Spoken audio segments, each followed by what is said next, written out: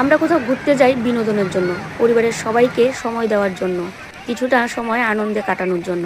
কিন্তু একই পরিবারের 7টা মানুষ আজকে কতটা বিপদে পড়ে গেছে। তাহলে এই বর্ষার দিনে কোথাও ঘুরতেও যাওয়া অনেক রিস্ক।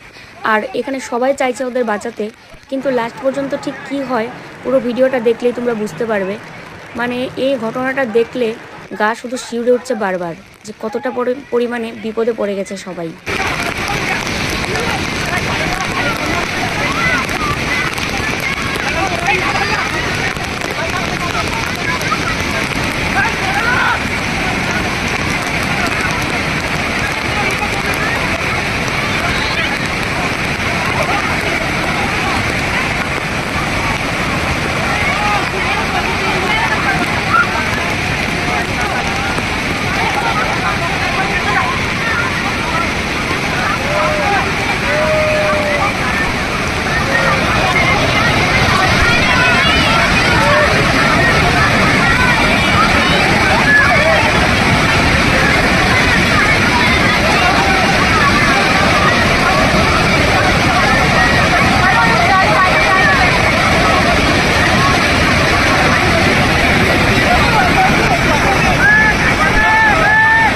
হঠাৎ করে এরকম বান চলে আসবে পরিবারের কেউই কিন্তু জানতো না।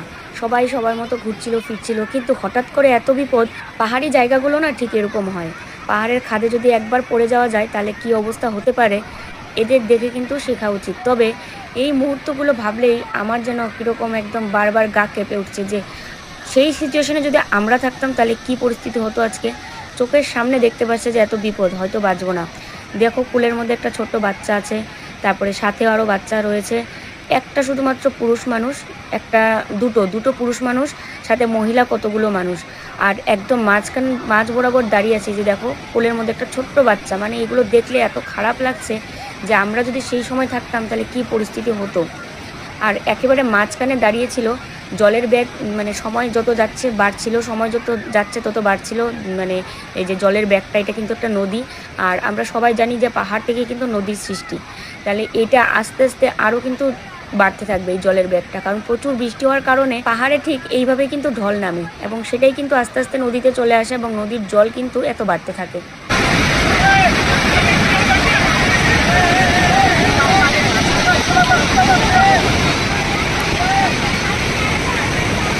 कोई भी बहुत तकलीफ होगी।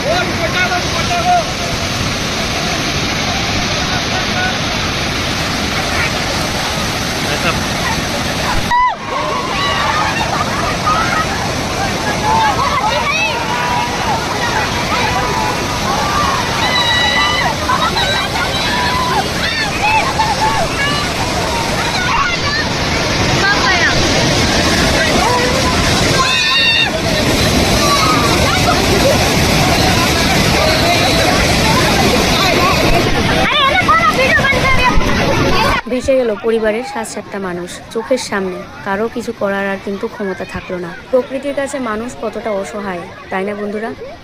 এমন পরিস্থিতি যেন কারো কোনোদিন না আসে। ভগবান সবার মঙ্গল করুন। জানি না তারপরে কি হলো আর।